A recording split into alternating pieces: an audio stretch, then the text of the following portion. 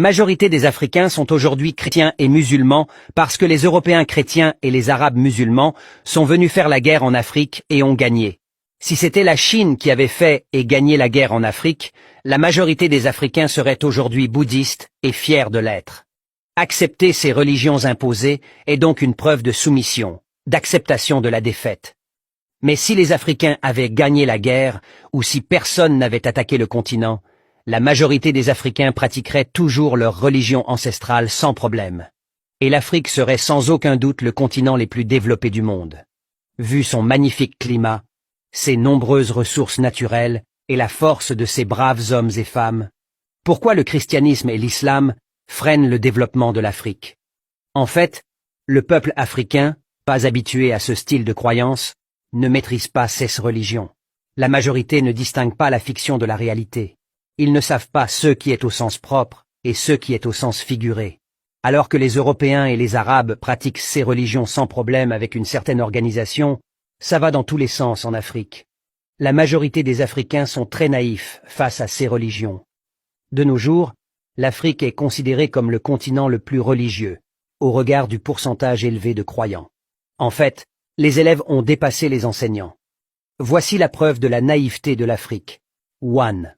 L'Afrique est le seul continent où on trouve plus d'églises et mosquées que d'écoles et d'entreprises. On est les seuls à penser que la religion est plus importante que l'éducation, l'emploi et le développement économique. 2.